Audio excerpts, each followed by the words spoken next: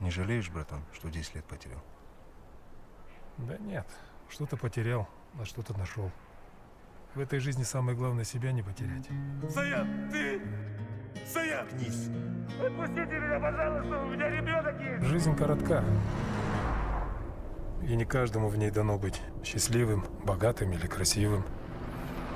А смерть, братишка, это единственное, что ожидает каждого.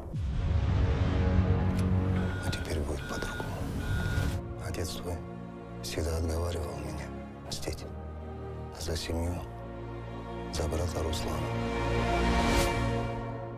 Я думал, те времена прошли.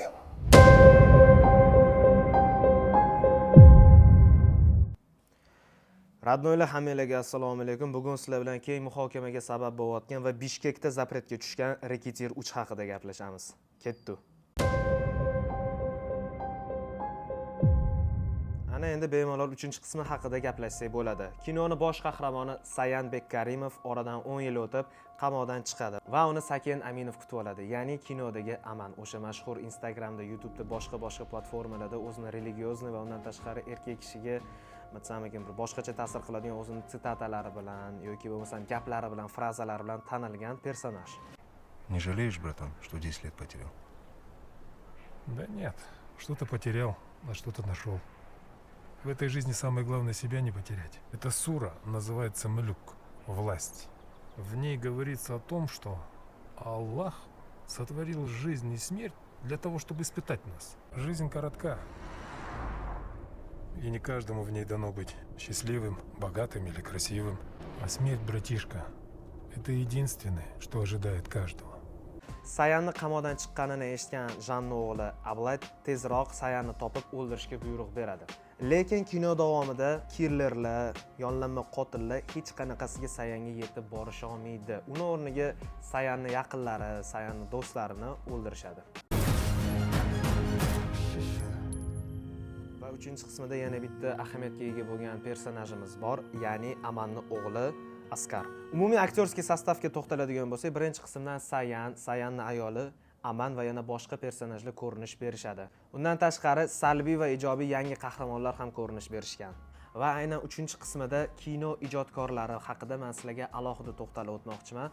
Operator ishiga to'xtaladigan bo'lsak, kreativnost, krupniy kadr bilan ishlash, общий planda ishlash, umumiy qilib aytganda ko'rayotgan tomoshabinni qalbiga yetib boradigan darajada va bitta dixaniyada ko'rishga majbur qiladigan darajada chiroyli qilib taqdim qilingan. Undan tashqari bastakorlarning ham ishi menga juda ham yoqdi. Sababi kinoni boshidan oxirigacha juda ham og'ir, past va balansi ushalingan chiroyli notada olib ketilingan. Bu qanaqa bo'ladi desanglar, misol uchun pianinani og'ir notalari bor. Undan tashqari skripkada maromiga yetkazilingan medlenniy, sekin, bir voqea rivoji hozir nima bilan tugirkan, qanaqa bo'lar ekan deb perejivать qilib ko'radigan darajada bastakorlar zo'r ish ko'rsatishgan.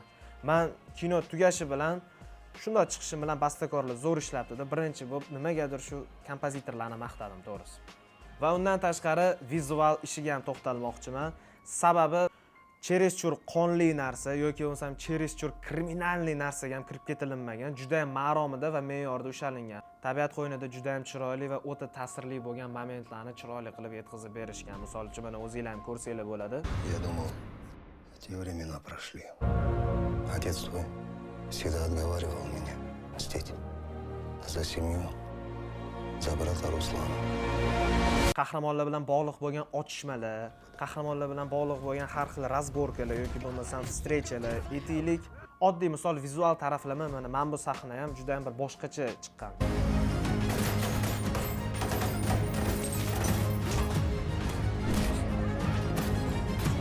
Shaxsan men bu kinoni 6 oydan oshiq vaqt kutdim. Bittaman emas, yonimdagi o'rtoqlarim bilan birgalikda va bu kino bizani kinoteatrlarga kirib kelishi bilan joy bron qildik. Kinoteatrlarga telefon qildik и yakshanba kuni adashmasam tushdik. Zal to'llaydi. Adashmasam o'zbeklardan faqatgina bir 5-6 ta odam bordi. Asosiy kelgan tomoshabinlar qozoq va rus millatiga mansub edi. Bu nima desam ekan, juda ham haqiqatan ham hamma kutgan kino desa ham bo'ladi. И bitta dixaniyada, bitta o'tirishda mana shundoq qilib uyda o'tib pis ko'rildi. Chunki ba'zi bir kinolar bor, boshida nima bo'lishini o'zi bilib olasiz. Tam kinoni o'zi sotib qo'yishi mumkin. Hozir ham bunaqa bo'ladi, hozir ham bo'ladi, hozir ham bunaqa. Yo'q. Menda лично ожидание реальность bo'lmadi. Ожидание реальность hozir ham bunaqa bo'lishini kutib turasiz, lekin mana bunaqa bo'lib chiqadi-yu. Yo'q, shaxsan menda bunaqa bo'lmadi. Kino juda ham maromiga yetkazilgan tarzda juda ham zo'r ishlangan. Shaxsan men bosh qahramon Sayanni, ya'ni Sayat Isimbayev o'zlarini akkauntlariga, ya'ni Instagram akkauntlariga kirib, har kuni istoriyalarini qo'yyapman. Hamma kim kinoni ko'rgani, borgan bo'lsa, hammani добавить qilib yotibdilar. Bu nimadan dalolat beradi? Bu hamma kutgan, hammaga birdek yoqqan va hammani qalbiga kirib borgan. Ruschasiga aytganda zashlo deydi-yu, xuddi shunaqa. Ya'ni aytmoqchimanki, kinoni ko'rishga sababli juda ham ko'p. Ты многое повидал, и я не собираюсь учить тебя жизни. Просто прими это как еще одно испытание от Всевышнего. Kinoni plus-minusiga to'xtaladigan bo'lsak, kinoni eng katta plusi faqat ko'rish kerak, faqat mazza qilib ko'riladigan kino bo'lgan. Minusiga keladigan bo'lsa, endi buni minus deb bo'lmaydi-yu. Nima desam, kutilmaganroq vaziyat, lekin balki shunaqa tugagani ham yaxshidir deb ko'pchilikni o'ylantirib qo'ydi. Men nima bo'lganini shaxsan aytib o'tirish niyatim yo'q. Sizlarni ham tushib, ko'rib xulosa qilishinglarni xohlayman. Aynan 3-qismi bo'yicha men sizlarga bitta zo'r faktni keltirib o'tmoqchiman. Filmni postanovkachi rejissyori Akan Satayevning postlari va Reketir 3 degan alohida profil bor. U yerda yozilishi bo'yicha Reketir 3 ворвался в прокат и сразу установил новый кассовый рекорд. Уже в первый день фильм собрал 135 миллионов 401 350 тенге, став одним из самых успешных стартов в истории казахстанского кино. Endi qaranglar, sizlarni tushunishinglar uchun 135 million 401 350 tenge, sizlarni tushunishinglar uchun birovni pulini hisoblash niyatim yo'q.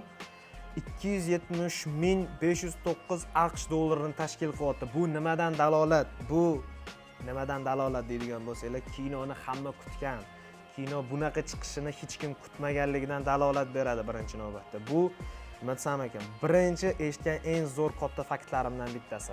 Va ana endi ushbu film Qirg'izistonda, ya'ni Bishkekda nimaga zapretga tushganligi haqida men sizlarga tushuntirib berishga harakat qilaman. Ushbu kino Bishkekda premyera qilinyapti, juda ham chiroyli va maromiga yetkazilgan tarzda chiroyli bayram qilib o'tkazilinyapti. Adashmasam oradan 24 soat yoki 48 soat o'tishi bilan film snyali s prokata degan kattakon afishalar chiqib kelyapti. Ya'ni film prokatdan, namoyishdan olib tashalindi kinoteatrlardan degan xabar kelyapti. Tegin olib qaraydigan bo'lsak, bu yerda bir necha sabablari bor ekan. Birinchi asosiy sabablardan bittasi banditizmga, kriminalizmga kino ijodkorlari targ'ib qilyapti. Bu narsani ochiqchasiga ko'rsatib berishyapti degan ma'noda, maqsadda buni sabab qilib keltirib berishyapti. Lekin bitta narsa bor. Odamning o'ziga bog'liq. Kimgadir ta'sir qiladi bu narsa, kimgadir ta'sir qilmaydi. Ya'ni odam o'zi asosini aqli bor odam, misol uchun o'zidan o'zi bu yo'lga kirib ketib qolmaydi. Nabarot odamlarni bu yo'l yomon, bu yo'lga kirish kerak emas degan ma'noda qaytarish maqsadida taqdim qilingan. Lekin unda olib qaraydigan bo'lsak, Qozog'istonda ham, Rossiyada ham, aytaylik, bizning O'zbekistonda ham 90-yillar bilan bog'liq bo'lgan, banditizm, kriminalizm bilan bog'liq bo'lgan syujetli kinolar juda ham ko'p olingan, juda ham ko'p taqdim qilingan shu kungacha. Va yana bitta sababi bor. Buni men o'zim aytib o'tirmayman. Shunchaki videosini sizlarga taqdim qilaman. Ролик в сети опубликовал исполнитель главной роли в казахстанском фильме «Рекетир» Саят Исинбаев. На видео также есть кадры, как гостей почуют в ресторане, а за столом рядом с ними сидит Руслан Камчи. Это сын вора в законе Камчи Кольбаева, некогда самый могущественный криминальный авторитет в Кыргызстане. Его убили силовики 2 года назад в ходе спецоперации. Кыргызстан, ассаламу алейкум, рахмет за все, за гостеприимство. У вас, как всегда, классно все. А эти кадры в своем ТикТоке выложил уже Руслан Камчи. Он повсюду сопровождает казахстанских актеров, в том числе и на закрытом показе фильма. Премьера «Рекетира» в Бишкеке должна была состояться накануне, 20 февраля. Однако картину сняли с проката. В сети кинотеатров сообщили, что госконцерн «Кыргызтасмасы» отозвал прокатное удостоверение. Что стало причиной запрета, в учреждении не объясняют. Umumiy qilib aytganda, asosiy sizlarga aytmoqchi bo'lgan narsalarim shulardan iborat edi va eng oxirida lichniy itogimni sizlarga aytib o'taman. Ha, bu kinoni ko'rishga stoyib. Bo'ldi. Endi radnoy siz ko'rdingiz, hamma ko'rish shart emas, nima qilasiz, bu kinoni unaqa reklama qilib deydigan bo'lsanglar, sizlarga bitta gapim bor. Agar sizlar ham qaysidir kinoni yoki bo'lmasam qaysidir narsani misol uchun hayotinglar davomida uzoq kutadigan bo'lsanglar yoki bo'lmasam ancha vaqt shu narsa kelishini sabr bilan chidab qarshi olib, misol uchun xursandchiliginglarni bo'lishadigan bo'lsanglar, o'shanda meni eslaysizlar. Meni o'ylashim bo'yicha. Nimaga deganda men bu kinoni 6 oy kutdim. Bu meni yoshligimdagi kino, bundoq qaraganda. Va undan tashqari mendan katta pokoleniya ham, mendan keyingi pokoleniya ham bu kinoni ko'rib kelyapti va men o'ylaymanki, bunaqa klassikadagi katta proyektli kinolar hali uzoq yil yashaydi. Videomiz o'zini nihoyasiga yetib boryapti, lekin undan tashqari men sizlarga bitta zo'r sovg'a tayyorlab qo'yganman. Sal sabr qilsanglar hozir boshlanadi.